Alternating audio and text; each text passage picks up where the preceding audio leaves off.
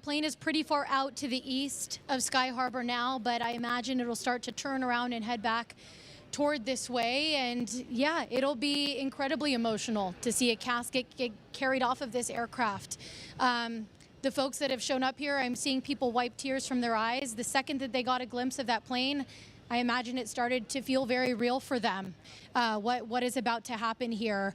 And the second that we could see that coming in from the northeast down towards Sky Harbor, it was all eyes were glued to the sky here. And you can kind of feel a mood shift. People were talking prior to seeing the plane, and now it's gone pretty quiet up here and quite somber as people just watch this aircraft start to make its way, I imagine, turning around and heading back towards the west. And Tram was starting to talk a little bit about just, again, how personal this is for the vice president. This is his good friend that has passed away, that he is on board his casket with, and with his family and with his children.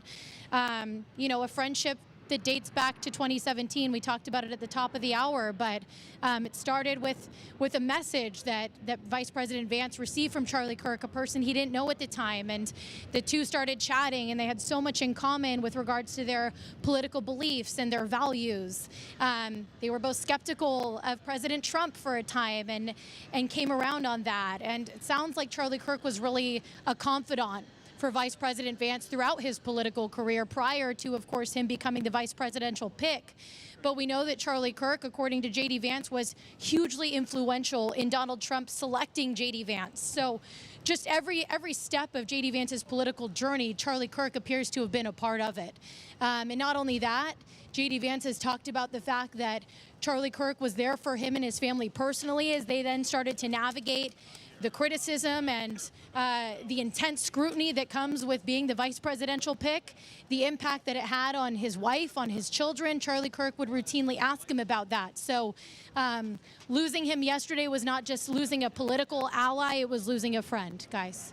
Yeah, and you know, he goes on to say, the vice president goes on to say that he really credited Kirk with some of the Trump administration's personal decisions. He said that so much of the success we've had in this administration traces directly to Charlie's ability to organize and convene. He didn't just help us win in 2024, he helped us staff the entire government. And Troy, I think, you know, you had mentioned how this is a moment, I think, in history where we don't see something like this, where there is a casket on an Air Force One or Air Force Two. Exactly, on a presidential That's the last plane. thing you want to see. Exactly, and I think that just goes to show how revered he was, clearly by President Trump, but also, you know, JD Vance, and how deeply personal this is. This wasn't just, you know, a colleague. It was his dear friend who helped him in so many ways. So to send Air Force One, you know, immediately the day after he was shot, that really speaks volumes. Yeah, and Air Force Two, and on a you know, on a human level, you know, look, I know Charlie Kirk was a divisive individual. Not everybody agrees with his politics, and I think that's well established.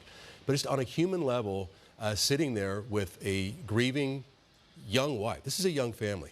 And the two young children has to be incredibly difficult. Is it possible for us to keep Bianca's picture up and get Jade's microphone up? Because I believe what we're seeing down at the ground level is something we saw at Salt Lake, where they've been positioning buses in to kind of keep the privacy of the family as they leave. Jade, are you down there and are you witnessing that?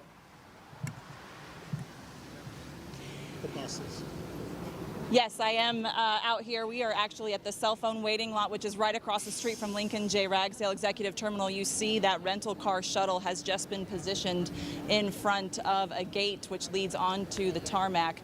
And, you know, this obviously is a high-profile landing, so they are taking every security precaution they can ahead of the arrival of Air Force Two. We have seen heavy law enforcement presence from Phoenix police officers, you know, surrounding this area. We have seen drones up in the sky. We also have Secret Service who checked all the media. As you can imagine, there is a lot of media out here waiting for Air Force Two. Secret Service checking all of our equipment, our cameras, our luggage and backpacks. And then you also have, as you guys were seeing earlier, the law enforcement officers on top of the rooftops of the buildings out here. So yes, of course, they are taking every security measure that they possibly can. Are you seeing any indication now? The president travels in those long stretch limousines that are known as the Beasts. There are two of them. And then they generally have those big black SUVs that are run by the Secret Service, which are full of weaponry and different gear to keep the president safe. What are you seeing in the motorcade out there?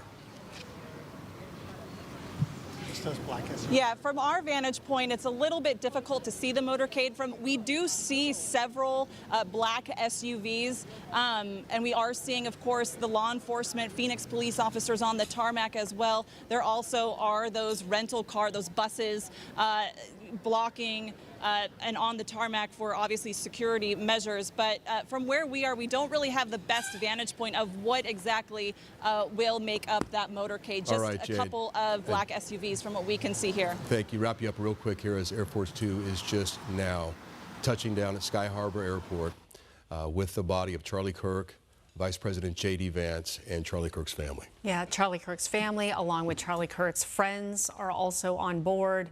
JD Vance's wife, USA, is also on board.